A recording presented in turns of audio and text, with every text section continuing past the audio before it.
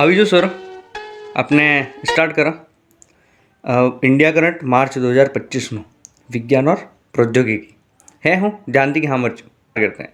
Sunita Williams, आप सभी ने नाम सुना। सर्वाधिक अंतरिक्ष में रहने वाली व्यक्ति, या हम कह सकते हैं महिला नहीं कह सकते क्योंकि व्यक्ति है, आज तक इतना कोई व्यक्ति इतना अंतरिक्ष में रहा ही नहीं है। सबसे इम्पोर्टेंट तो आप खुद समझिए कि उस अंतरिक्ष में ना कोई आपको, उनके साथी जरूर थे परंतु ना ज़मीन मिले, ना आपको खाना मिले, ना आपको वातावरण मिले। वहाँ ऐसे ही एक बार तो आपकी फट के हाथ में आ जाए। उसके बाद भी सर्वाधिक दिनों तक रही। कितने दिनों तक रही? 286 दिन तो उन्होंने अंतर्राष्ट्रीय जो अंतरिक्ष स्टेशन होता है पूरे विश्व में, एक अंतर्राष्ट्रीय अंतरिक्ष स्टेशन है, उस स्टेशन के अंदर ही वो 286 दिन रही। और कुल समय अंतरिक्ष में आज तक वो 608 दिन रही। मतलब 608 दिन रहने वाली सबसे अधिक समय तक रहने वाली महिलाओं में प्रथम ही, मतलब एकमात्र व्यक्ति आज तक। उसके अलावा 18 मार्च को क्रू ड्रैगन, हमको जो याद रखना ना वो ये इंपॉर्टेंट, क्रू नहीं क्रू, क्या है क्रू ड्रैगन यान। आपने स्पेस एक्स के नाम सुना ही होगा, है ना। तो स्पेस एक्स के जो यान था क्रू ड्रैगन, उस यान से इनकी वापसी हुई। 18 मार्च को इनकी वापसी हो गई और वापस ये धरती पर आ गए। इनको याद करना इसलिए जरूरी क्योंकि भारतीय मूल की है। दूसरा, 9 बार स्पेस वॉक करने वाली प्रथम महिला। मतलब आप खुद देखिए, 9 बार स्पेस वॉक की उन्होंने, मतलब स्पेस में चली, और ये पहली महिला है स्पेस वॉक करने वाली महिला। तो आप इस चीज़ को याद रखने का क्या याद रखा जाए सुनीता विलियम्स के बारे में कि 608 दिन तक तो वो रही। साथ में ही क्रू ड्रैगन का नाम है, आप याद रखना। स्पेस एक्स की बात आ रही है और 9 बार स्पेस वॉक करने वाली फर्स्ट वुमन है। युद्धाभ्यास की बात करें हम, खंजर 12। देखो खंजर मतलब ऐसा नहीं खंजर गोभिना की हो ना, खंजर मतलब ये युद्धाभ्यास का नाम है। और ये देखो खंजर, डेजर्ट, ये सब उधर के देशों के नाम है, जो खास करके इस्लामिक देश आपको जितने मिलेंगे उनके नाम ही है ये। अपने ऐसे नाम नहीं होते ना, यूरोप में होते हैं।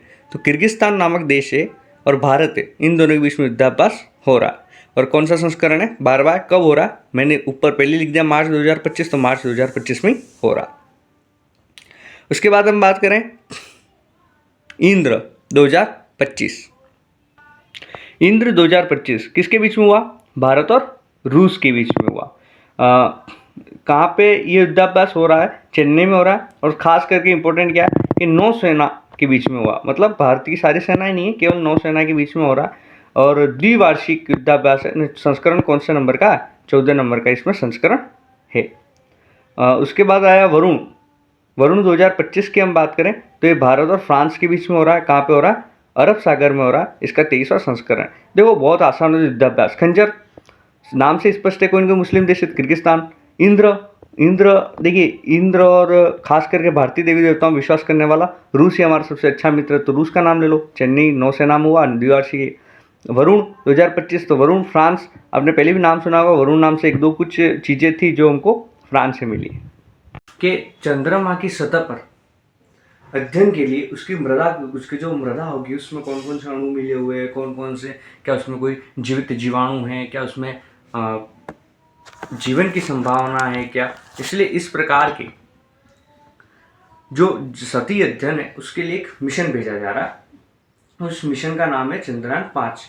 ये भेजा कब जाएगा इसकी कोई डेट नहीं है। ये केवल इसको लॉन्च को मतलब मंजूरी देगी, हाँ आप इस पर काम करना चालू करो। देखो ऐसा है नहीं कि हमने कपड़े पहने, मिशन में बैठे और ऊपर चले गए सीधा मिशन हो गया। नहीं, इसकी तैयारी बहुत सालों पहले तक करनी पड़ती है और इसको स्टार्टिंग में बहुत ही मेहनत करनी पड़ती है। जैसे जिस प्रकार आप पटवारी के लिए और आरएस के लिए उसके लिए मेहनत करते हो, इसी प्रकार इसके लिए और ज़्यादा मेहनत करनी पड़ती है।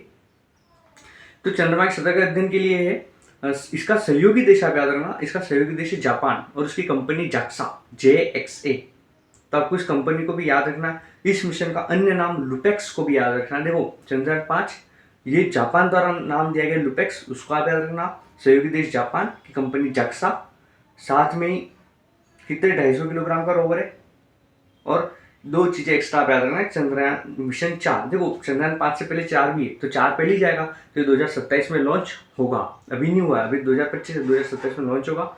और अभी जो लेटेस्ट मिशन जो है, एक मिशन नया मैंने आपको करंट अफेयर में पढ़ाया था, अप्रैल करंट अफेयर में, जो फेल हो गया था उसके बारे में मैंने बताया। तो जो अभी लेटेस्ट जो मिशन है आदित्य L1, जो कि सौर मिशन है, अभी मतलब जो सबसे लेटेस्ट ज्ञान जो सक्सेसफुल हुआ वो मिशन एक ही, कौन सा, आदित्य L1, जो कि सौर मिशन है, जो कि 2 सितंबर 2023 को लॉन्च हुआ था। तो आप पूरे चंद्रयान 5 मिशन की हम सार की बात करें, निचोड़ की बात करें, तो उसका अन्य नाम लुपेक्स, सहयोगी देश जापान या जाक्सा, चंद्रमा की सतह के अध्ययन के लिए 250 किलोग्राम का रोवर है। हम युद्धाभ्यास पे जाते, देखो हम, मैंने बताया ना, सी पढ़ रहा हूँ, तो सी ड्रैगन, देखो सी ड्रैगन नाम आते हैं मैं ही पहला ऑप्शन क्या करें एग्जामिनर पता है देगा, सी ड्रैगन क्या है, या सी ड्रैगन किसके मध्य हुआ, पहला देगा चीन भारत। तो 90% बच्चे और आंखें बंद करके यार तो चीन और भारत के अलावा हो ही नहीं सकता, परंतु हम जानते हैं चीन से हमारे दुश्मन, इसलिए हम कोई युद्धाभ्यास उससे नहीं करते। तो सी ड्रैगन क्या ध्यान रखना कि USA अमेरिका द्वारा लॉन्च एक युद्धाभ्यास है जिसमें 5 सहयोगी देश भाग ले, और इसमें कौन, भारत भी शामिल है। हो कहाँ रहा है, प्रशांत महासागर में हो रहा है। तो आप याद रखना सी ड्रैगन अपना मतलब चाइना का नहीं है, सी ड्रैगन USA का है और संयुक्त युद्धाभ्यास है जिसमें भारत भी शामिल है। उसके अलावा दूसरा युद्धाभ्यास है बोंगो सागर। देखो बोंगो से अच्छे बच्चे, सामान्य से बच्चे भी उसके नाम बता देंगे कि बोंगो मतलब बांग्लादेश और भारत उसमें सहयोगी है ही। कहाँ पे, बंगाली खाड़ी, नौसैन्य कष्ट और आइनस रणवीर। ये हमारा देखो दुर्भाग्य कि वो जो बांग्लादेश जो हमारे हिंदू भाइयों को मार रहा है और वहाँ के अल्पसंख्यकों पर अत्याचार कर रहा है, उनके साथ हम युद्धाभ्यास कर रहे हैं। हमारी नीतियाँ क्यों नहीं कभी इजराइल की तरह हो सकती हैं, इस पर हमें विचार करना है। विक्रम 3201,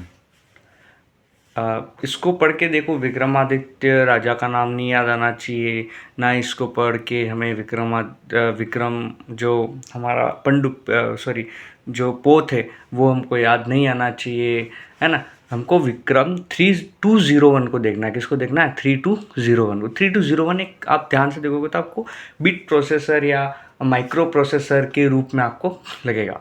यह भारत में बना हुआ है, साथ में इसकी जो विशेषता वो क्या है कि 32 बिट माइक्रो प्रोसेसर, ये भारत में बना हुआ पहला है जो कि 32 बिट माइक्रो प्रोसेसर, उससे पहले बने परंतु 32 बिट माइक्रो प्रोसेसर के नहीं बने, पहली चीज़। दूसरी चीज़, ये लॉन्च वाहनों की कठोर पर्यावरणीय परिस्थिति में भी उपयोगी, मतलब इसका बनाया क्यों गया है कि जो लॉन्च वाहन होते हैं उसकी जो कठोर पर्यावरणीय परिस्थितियाँ, मतलब रेगिस्तान हो गए, पठार हो गए ना, समुद्री स्थिति होगी, उसमें भी यह सर्वाधिक उपयोगी होता है, इसलिए इसका निर्माण किया गया। विक्रम 1601 पहले बन चुका है और ये उसका क्या उन्नत किस्म, मतलब इसका एक अपग्रेड वर्जन है। विक्रम 1601 का अपग्रेड वर्जन क्या है, 3201। साथ में इसको बनाने वाले को भी आपको याद रखना पड़ेगा। एक है SCL जो कि चंडीगढ़, आप SCL छोड़ दो, आप एक तो याद रखो चंडीगढ़ और दूसरा याद रखो तिरुवनंतपुरम इसरो। तो इसरो का जो तिरुवनंतपुरम जो उसकी साइंस फैकल्टी है उसने बनाया, साथ में चंडीगढ़ ने बनाया। एक चीज़ और याद रखना इसके साथ ही, कल्पना 3201 का भी लॉन्च उसी के साथ में किया गया, मतलब एक तो विक्रम 3201 और साथ में कल्पना 3201 का भी लॉन्च किया गया। तो आप इन दोनों चीज़ों को याद रखना। बायो E3 नीति, E3, तो बायो E3 नीति सबसे पहले देखो इंपॉर्टेंट ये प्रश्न, इसकी लॉन्च डेट पूछेगा आपको। क्यों पूछेगा, क्योंकि लॉन्च डेट अभी नहीं है, लॉन्च डेट हुई थी 24 अगस्त 2024 को। कब हुई थी, 24 अगस्त 2024 को। अभी महत्वपूर्ण क्यों है, क्योंकि भारत सरकार की जैव प्रौद्योगिकी विभाग और असम गवर्नमेंट ने इसके लिए MOU किया हुआ है। देखिए इंपॉर्टेंट है, वो आपको सीधी बात पूछेगा, बायो E3 नीति कब लॉन्च हुई, 24 अगस्त 2024 को लॉन्च हुई, और साथ में भारत सरकार की जैव प्रौद्योगिकी विभाग और असम सरकार ने वर्तमान में इसमें MOU किया है। और आखिरी है संसद भाषिणी।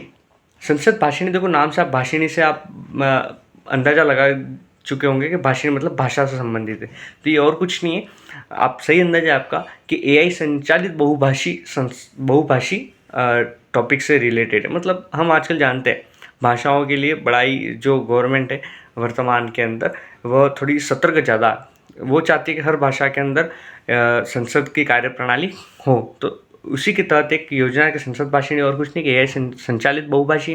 इसमें संसद से जुड़े जो कार्य होंगे वो विभिन्न भाषाओं में संचालित होंगे, और साथ ही साथ में सचिवालय और सूचना प्रौद्योगिकी मंत्रालय का ये संयुक्त मिशन है।